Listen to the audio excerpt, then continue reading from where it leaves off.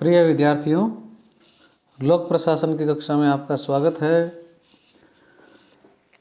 हम लोग नगरीय स्थानीय शासन के बारे में पढ़ रहे थे। इससे पूर्व हम लोगों ने नगर निगम जो है उसकी संरचना, कार्यप्रणाली और जो उसके विशेष जो प्रावधान हैं उनके बारे में हमने पढ़ लिया था। आज हम क्या है नगर परिषद और नगर पालिका जो है उसके बारे में पढ़ेंगे। जैसा कि आप जानते हैं कि भारत में ब्रिटिश काल से ही क्या है नगर परिषद या नगर पालिका स्थानीय प्रशासन की महत्वपूर्ण इकाई रही है। यह नगरीय प्रशासन की सर्वाधिक प्रचलित और लोकप्रिय इकाई है। नगर परिषद, नगर पालिका। देश का कोई भी ऐसा राज्य नहीं है जहां नगरीय प्रशासन का जो ये निकाय है, नगर पालिका, नगर परिषद, न पाया जाता हो। राजस्थान में भी क्या है 74वें संविधान संशोधन के पश्चात पूरे राज्य में नगरीय निकायों का प्रशासन जो है राजस्थान नगर पालिका जो अधिनियम 1959 संशोधित जो है उसके अनुसार ही किया जा रहा है। और इसका फिर बाद में क्या है संशोधन भी कर दिया गया था 2000 मतलब 94 में क्या है 1994 में क्या इसमें फिर क्या है संशोधन कर दिया था। और इस संशोधित अधिनियम में क्या है 74वें संविधान संशोधन अधिनियम की समस्त विशेषताओं को क्या है आत्मसात कर लिया गया है। और अब क्या है राज्य में संवैधानिक संस्तर प्राप्त त्रिस्तरीय जो नगरीय संरचनाएं हैं, नगर निगम, नगर परिषद और नगर पंचायत के स्थान पर हमारे यहाँ पे क्या है नगर पालिका गठित है। और उसकी भी नगर पालिका की 3 श्रेणियाँ ये हम पढ़ चुके हैं, द्वितीय, तृतीय और चतुर्थ श्रेणी ये इसमें है।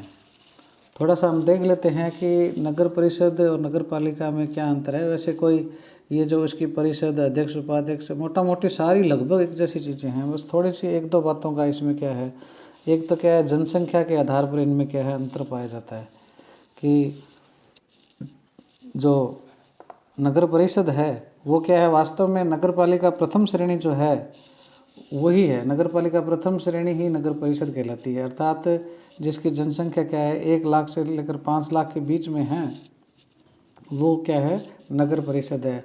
और 1 लाख से नीचे वाली जो है वो क्या है नगर पालिका ही होती है, द्वितीय, तृतीय और चतुर्थ श्रेणी की होती है। तो इस प्रकार से क्या है एक तो जनसंख्या के आधार पर अंतर है। दूसरा क्या है कि जो नगर परिषद है उसमें जो प्रशासक होता है उसको क्या है आयुक्त बोलते हैं।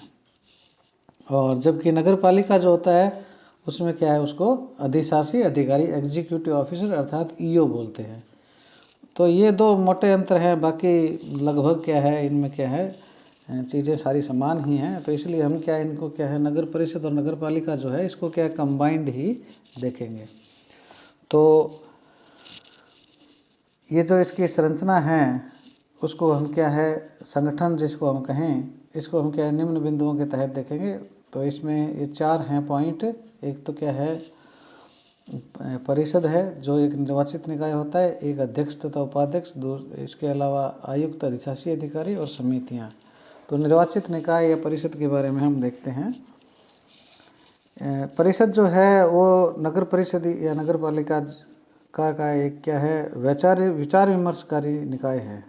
मतलब यहाँ पे क्या है चर्चा होती है कि क्या करना चाहिए क्या नहीं करना चाहिए। और इसमें क्या है नगर के जो निवासी हैं उनके द्वारा जो निर्वाचित सदस्य हैं तथा कुछ क्या है सरकार के द्वारा जो मनोनीत सदस्य हैं वो इसमें क्या परिषद में शामिल होते हैं।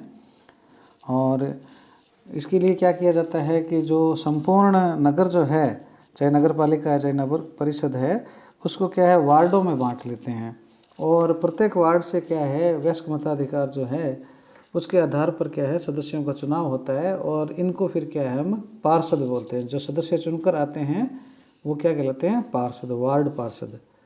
वार्ड और जो उसके जो सदस्यों की संख्या है यानी कितने वार्ड होंगे उसके हिसाब से फिर क्या है वो मेंबर हो जाते हैं।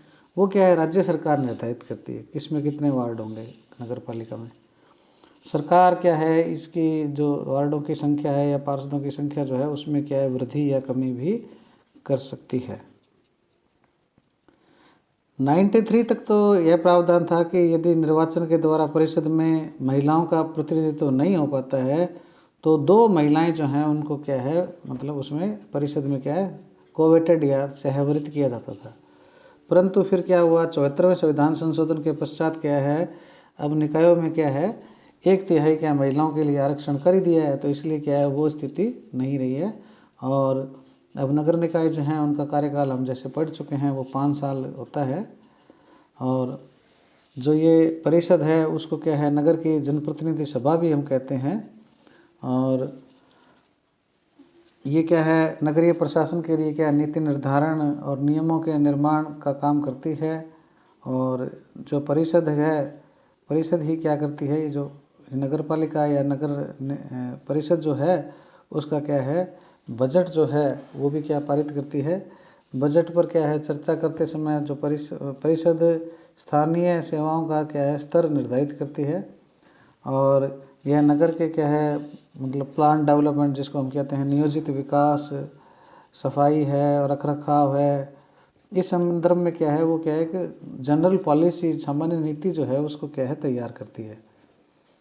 इसके लिए क्या है, महत्वपूर्ण जो विकास योजनाएं हैं उन पर भी क्या है परिषद में व्यापक विचार विमर्श होता है।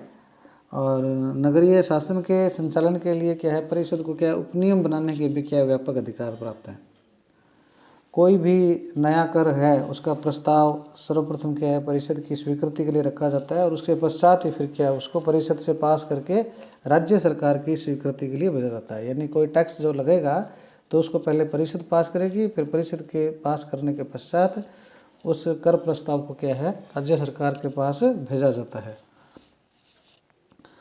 तो इस प्रकार से क्या है परिषद अपना कार्य करती है। इसके अलावा परिषद अपना काम संचालित करने के लिए समितियों का गठन करने के लिए भी क्या है वो अधिकृत है।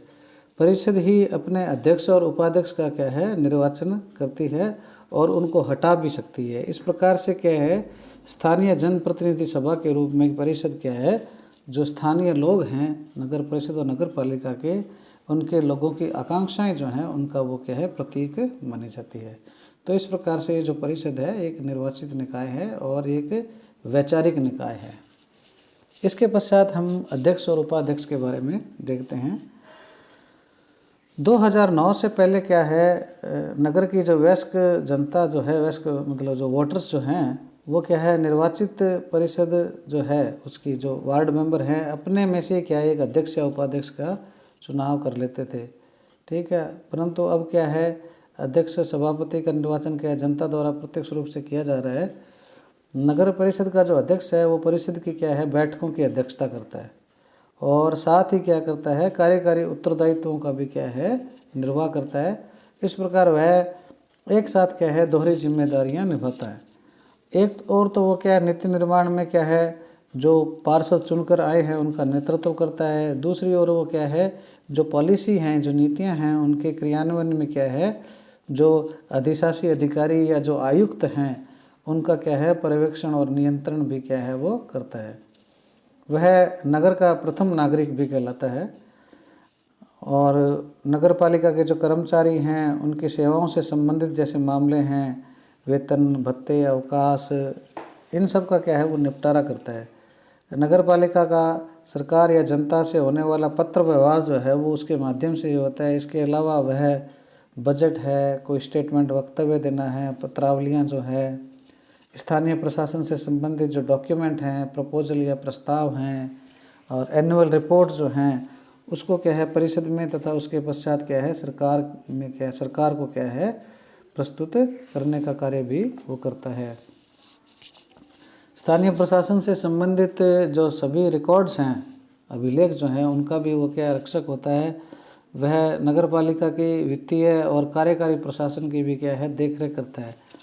उसके आदेशों को क्या है परिषद की जानकारी मिलाता है और नगर पालिका के द्वारा जो पारित संकल्प की एक कॉपी है, जो भी निर्णय लिया गया है उसको क्या राज्य सरकार के द्वारा इस निमित्त जो नियुक्त प्राधिकारी है जैसे आयुक्त है या अधिशासी अधिकारी है उसको भेजने के लिए भी क्या है वो उत्तरदायी होता है।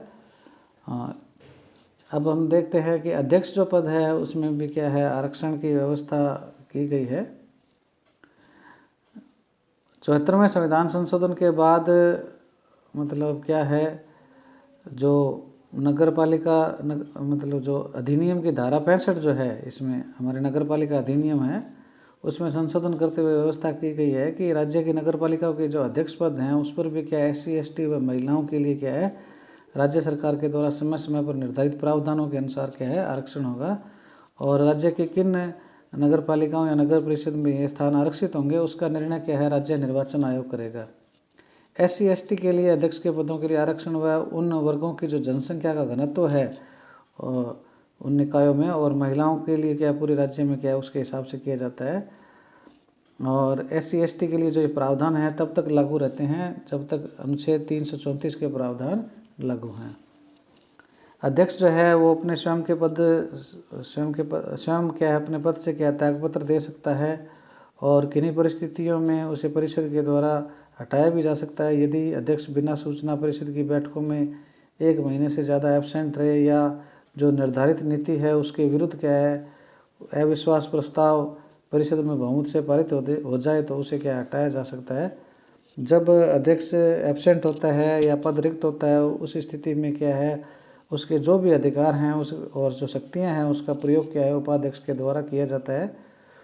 और कोई भी उपाध्यक्ष अध्यक्ष को क्या है लिखित में सूचना देकर अपने त्यागपत्र दे सकता है, और उसके त्यागपत्र देने के पश्चात जो भी उसकी सीट खाली हुई है फिर क्या है नवनिर्वाचित जो उपाध्यक्ष है शेष अवधि के लिए पद क्या है धारण करता है।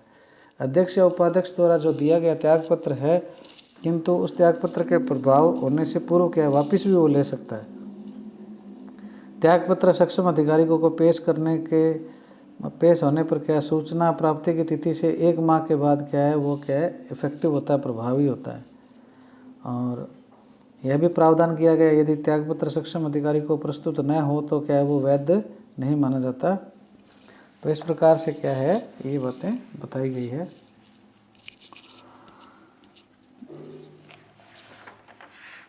इसके पश्चात हम क्या है अगले वीडियो में क्या है ये जो अधिशासी अधिकारी या आयुक्त जो हैं और उनकी जो समितियां हैं उसके बारे में पढ़ेंगे।